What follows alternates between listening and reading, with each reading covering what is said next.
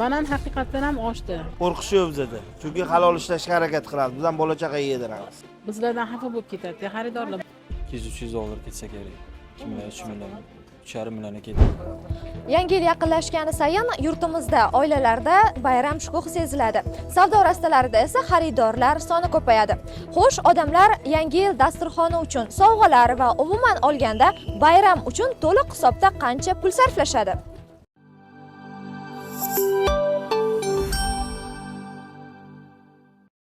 Yangi yil bayrami yaqin, narx-navolarda o'zgarishlar bo'ldimi? O'zgarish o'sha, o'zgarish yo'q. Qaysi mahsulot narxlari Yo'q. Endi men bu so'lovni hisobiga pomidor, bodring oshishi mumkin, atayu yangi yil hisobiga emas-da, bu har yili bo'ladigan holat. Mahsulotga o'zgarish bor. Da, mavsumiy o'zgarish, lekin u ta'siri yo'q bu yangi yilga biz uchun. Qolgan mahsulotlarda, misol uchun meva-chevalarda Hamma meva-chevada ham shunaqa bir xil. Mavsumga qarab o'zgaraveradi. Lekin atakan bayram uchun unaqa o'zgarish yo'q narx-navoda. Unchalik emas, bo'ladi. Bo'ladi, baribir har yili bo'lgan narsa. Bo'lib turadi, lekin narx-navo o'zgarish, kamaygan narsa qimmatlashaveradi. O'zgarishlar ozgina oldingi nisbatan balandroq, lekin katta darajada ko'tarilib ketmagan. asosan qaysi mahsulotlarning narxlari oshgan hozir bozorda? Ajib chetdan kelgan narxlar oshadi. Boshqa narsa bo'lmaydi, mevalar hammasi. Shularni hammasini birma-bir tanishtirib chiqa olasizmi? Qaysi biri qanchadan, necha pul narxlar? Qancha mahsulot ketishiga bog'liq, nima qo'yishimizga bog'liq. Hozircha faqatgina nima deydi, bananda o'zgarish bor xolos. Qolgan mevalar o'sha. Bir oy oldin ham 35 ming edi mandarinlar, hozir ham 35 ming.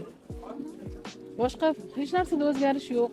Faqat chetdan kirib keladigan o'sha muskat uzumlar bor. Ana shular juda ham narxi keskin oshib ketdi. 2-3 kun ichida juda ham keskin oshib ketdi.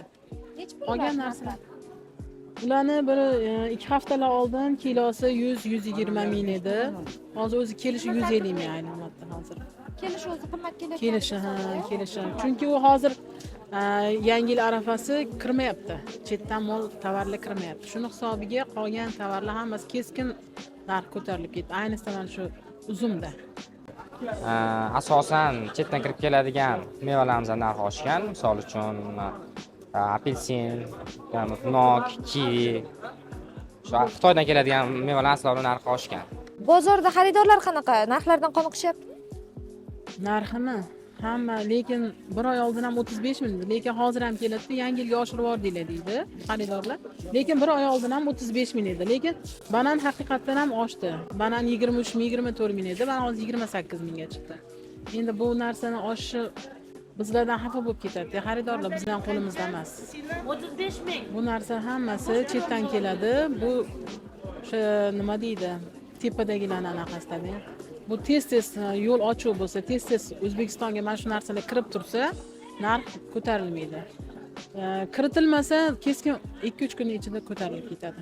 Shuni hisobiga bizlar ham arzon bo'lsa ko'proq sotamiz, qimmat bo'lgani uchun sal qiynalib sotamiz. Olishga ham, sotishga ham o'ylanamiz baribir. Albatta. Iloji boricha hammaga kelishilgan chiroyli narxda qilib beryapmiz. Hali lekin hali qimmat yo boshqa narsa deganini qilan eshitmadik. Ko'pchilik xaridorlarda shunaqa shubha bor, ya'ni bunaqa terilgan mevalarni ichida yaroqsizlari, sifatsizlari bo'lishi mumkin deb o'ylashadi. 100% tabiiyligiga qanday kafolat bera olasiz? Liboy savatinglarni liboy vaqt biz beraveramiz. Ko'radi, teyini keyin olishadi. Qo'rqish yo'q bizda. Chunki halol ishlashga harakat qilamiz. Biz ham bola chaqaga yediramiz. Bozorda yangi yil dasturxoni uchun yo'q narsaning o'zi yo'q. Istalgan turdagi mahsulotlarni topish mumkin. Ayniqsa bayram uchun alohida qadoqlangan savatlardagi meva assortimentlari narxlari esa o'rtacha 500-600 mingdan boshlanib, xaridorning talabiga qarab ortib boraveradi. Siz nima deb o'ylaysiz? Ular narxiga arziydimi? Bunisi necha pul? Bura 1 milliongacha bo'lyapti. Ob'yomga yana kelishtirib beramiz. Bunisi-chi? Bura 1 million 300 ming. Narxlari ko'rishingiz mumkin. 2 million so'm. Bo'pti. Hamma turdagi sifatli mevalardan foydalangan premium klassidagi namlari bor. 3,5 million so'm. Hop, mesnolarigacha hamma turdagi mevalar, yagdalar hammasi bor.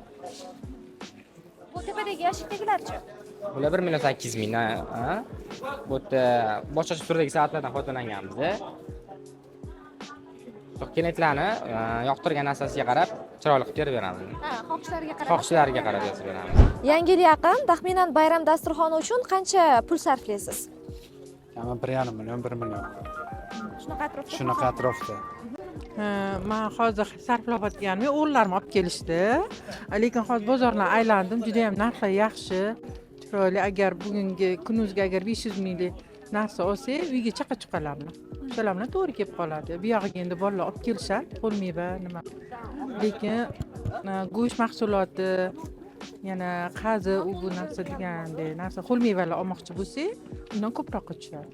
2 milliondan oshiq tejaganimizda yetib qolsa kerak. O'rtacha 1 milliondan ziyod. 1 million, 1,5 million.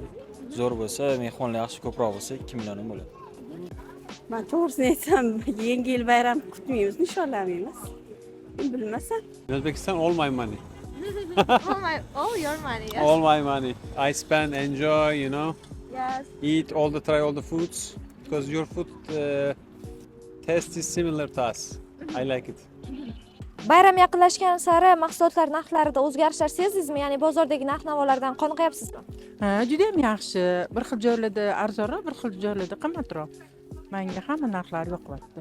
Nimagaki, ya'ni xalq o'zichi kimgadir yordam, kimgadir keling xola, sizga arzon qilib beraman degan joylari bor. Biz ham xursandmiz, sotuvchilardan ham, yetkazib berayotgan dehqonlardan ham uzumlarni ko'rib, hozir juda ham xursand bo'lib ketdim.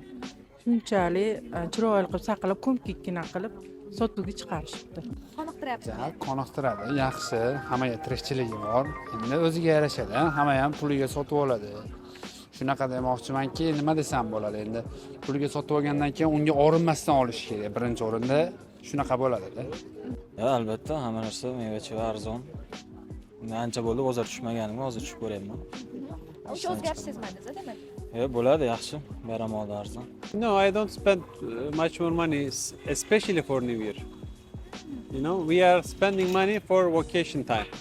With the kids, with the family, going somewhere. You love travel, yes? Of course, I am businessman. I am traveling all over the world. Take care. Bayram dasturxonidan tashqari sovg'alar olinadi. Farzandlarning maktab, bog'chasidagi tadbirlari bor yoki korporativ yig'ilishlar bo'lishi mumkin. Umumiy hisobda bayram uchun qancha xarajat qilinadi oilangizda? Oilamdami ko'pi bilan 3 millionga sovg'a salom, ichida hamma narsalar bo'ladi. Nimagaki, uyda endi xolodilnikda o'zingizga nima deydi? Zapas deydimi? O'shanaqa nimalarimiz bilan tejab qiladi 3 million. Bu ko'p emasmi? Yo'q, bizda ko'pchilik bizada oilamiz katta. O'shaning uchun 3 million o'rta hisobda yetib qoladi.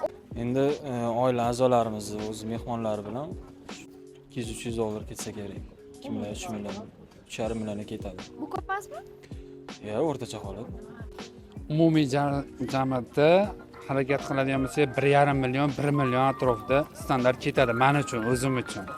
O'zimning fikrim, hayolimni chiqarsa harakat qilamiz. O'zi sizni fikringizcha yangi yil bayramini kam xarajat bilan ham mazmunli, maroqli o'tkazish mumkinmi? Bo'ladi, shunaqa qilsa ham bo'ladi. Kichkinaroq xontaxta qilib, endi nevaralar bor-da, o'shalar xursand bo'lsin deb, chiroyli qilib, ko'proq qilib xarajat qilamiz. Albatta o'tkazsa bo'ladi. Hammani sharoiti har xil. Bo'ladi. Mumkin. Baranglarga mumkin, bizga ham mumkin.